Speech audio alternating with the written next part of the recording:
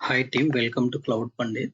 In this Microsoft Fabric Master Program, so in today's session we will be getting started with our OneLake in the Fabric. As you know, so OneLake is underlying, it is using the data lake storage, but with some additional capabilities added into the data lake. That is nothing but a OneLake.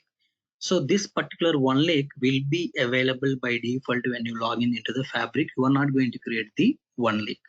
So on top of this one lake, you can create the lake houses, warehouses based on your project. Let's say for your project, there is one workspace is created. Under that workspace, you can create the lake house, data warehouse for maintaining your project data. Now, this particular project data can be shared with the other people, but you no need to copy and give it to them. You can just create some kind of a shortcuts. With the help of the shortcuts, users can able to access that particular data. So very interesting topic. Let's quickly discuss before we go and do the labs on the OneLake. So OneLake overview, if you see introduction to the OneLake is a unified logical data lake for organizations, similar to the OneDrive, how we can able to store all type of data in the OneDrive. Similarly, so OneLake is a unified logical data lake for the organizations where they can store all their data in the OneLake. It is automatically available to every Microsoft Fabric tenant, meaning your account. So it is designed to be the central repository for all analytics data. So doesn't matter whether you are using the Spark, you are using the some other kind of like data flows, anything for any kind of analytics you are doing using any compute engines, you can able to read the data from the same place. That is a OneLake. This is a central repository. So one data lake for the entire organization. As I mentioned, one lake replaces the need for multiple data lakes for the different business groups within the organizations. As you know, multiple projects will be developing at the parallelly, right? So what happens is for project one separate data lake, data factory, and other stuff will be there. Similarly for project two also same, one more data lake and other stuff will be there. Now it will be very difficult to manage the multiple storage accounts and people are working in the silos in isolation, right? Project one team is working on something, project two is working on something, there is no collaboration. But now what happens with one lake replaces this particular need of the multiple data lakes with a single one lake is nothing but again data lake but with the extra functionalities. It will provide the collaboration and the resource managements are streamlined. So how the how the teams can be collaboratively access this particular data, how they can maintain the resources, everything is streamlined. As you know, the Fabric itself SaaS service, meaning most of the work you are not doing, everything will be taken care by the Microsoft. Your role is just use this particular resources, you just have to know how to use these resources. So that's how the collaboration and resource management is also streamlined within the Fabric. So every customer tenant has exactly one lake provisioned automatically. As I mentioned, when you log in by default, one lake will be available. You no need to create it. Exactly one lake will be there. More than one will not be there. Okay, only one lake will be there. Now, if you see governance and collaboration, as you know, governance means data rules, right?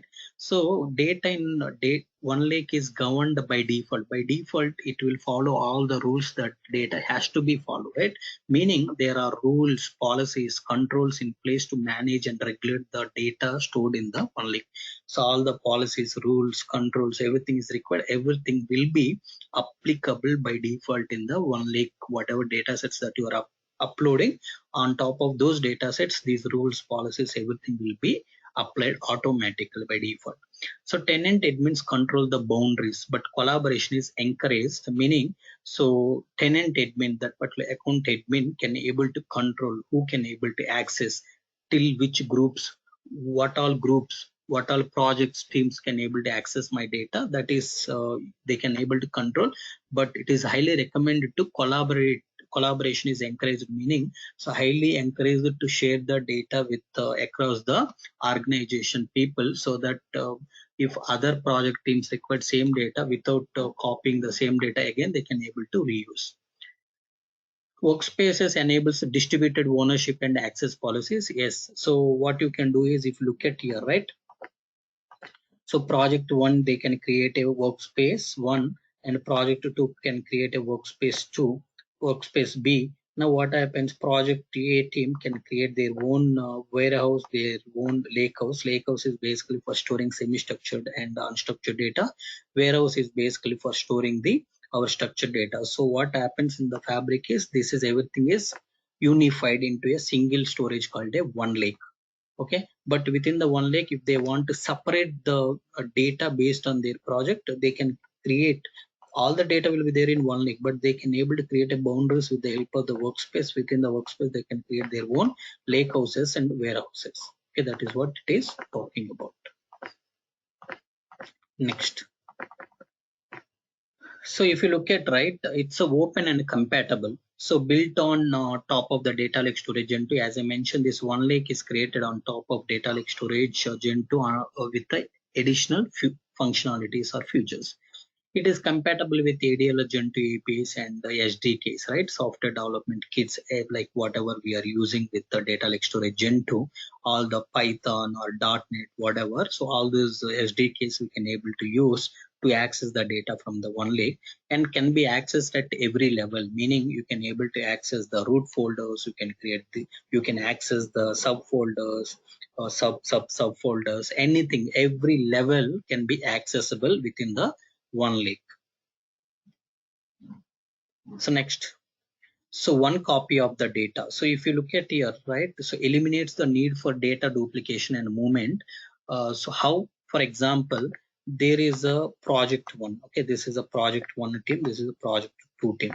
Now what happens is, so project 2 team, whatever data is using, so that data is required by the project 1. What they can do is, they can create some kind of a shortcuts, means links, and they can share it with the project A team, so that data no need to be copied. That particular data, project A team can be able to access with the help of the shortcut that you have provided. Shortcut will should have the actual permission to access the data. So with that particular shortcut, they can able to access without copying the data from here to again here. Correct. And these shortcuts enables easy data sharing across different domains and workspaces. Okay, and the data can be combined virtually without physically moving it. As I mentioned, no need to move the data, you just have to give the shortcut. So that shortcut they can use to access the data which is there in the project B lakehouse or warehouse, wherever it can be. Okay, next, multiple analytical engines. You can able to see here the data that you have here in the project A warehouse or lakehouse, or project B warehouse or lakehouse. We can use a TSQL, we can able to access the data, we can use Spark to access the data, we can use Kusto query language for accessing the data, analysis services we can able to use, we can use ADF pipelines, anything we can able to use to read this particular data. So that's why multiple analytical engines can able to connect and read this particular data. So it supports various analytical engines, TSQL, Spark, analysis service using the Delta Parquet format. So underlying, so even you are using warehouse, underlying the data will be stored in the Delta Parquet format. We will be seeing all these labs in the coming sessions. So no need to duplicate data for different engines. So what are, like, for example, Spark has read the data and it has written. So same data can be read it into the KQL. So based on the best engine for your requirement, you can able to use to process that particular data that you have in the OneLake. It allows the choosing the best engine for specific tasks. Yes, based on your task, what is the best engine can able to process your data, you can choose that engine, and every engine can have a access to access this particular data from the OneLake, within the OneLake, from any workspace, from any warehouse or any lakehouse, it can able to read the data. So data organizations, if you see, data in OneLake is organized into the workspaces. So data items provide customized experience for different user personas, meaning different users, different roles. Everybody can able to create their own folders, their own folder structure, and maintain the data. And it supports the structure, semi-structure, unstructured data. In OneLake, we can able to store all the data. So Power BI integration, as I mentioned, so business users can build Power BI reports directly on OneLake. So Power BI can directly access the data which is there in OneLake, and it creates its own reports. Direct lake mode in the analysis service engine provides the speed without data duplication. We no need to read the data like multiple times, whatever data is there. So that data directly using the direct lake mode will be there. One of the mode called direct lake mode, which we can able to use to connect to the OneLake and read the data into the Power BI. So it offers the best of imports and direct query modes, so Power BI. And not only Power BI, third party BI applications, if you want to use, you can use the something called SQL endpoint. But if you want to use the Power BI for creating the reports, you can use the direct lake mode for creating the reports using the Power BI. So OneLake File Explorer for Windows, this is a like one software that you need to install. Basically, it offers a user-friendly interface for navigating and managing data, meaning you can connect to your OneLake from your laptop, so you will be able to see whatever is there in OneLake here. So you can, it is not downloading into your system, but you can able to view it from your laptop. No need to log into that particular account. Basically, from that particular file explorer, OneLake File Explorer, if you install in your Windows, you can able to see whatever objects that you have in the OneLake. So if you want to add something, you can just add and commit those things so that those will be moved into the OneLake. It simplifies the data lake accessibility for non-technical users. So somebody does not aware how to see the data which is there in OneLake, how to log in and all. They can so technical people can able to install this OneLake File Explorer for Windows in their system, so they can able to see the data that is there in OneLake in their systems. It will be easy for mainly business users, non-technical users. Okay.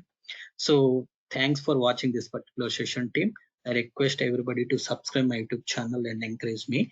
So in the next session, we'll be doing next couple of sessions. We will be doing the lab to understand the lake house, warehouse, how the data can be organized, how we can able to do the data refresh, etc. Thank you. So for today.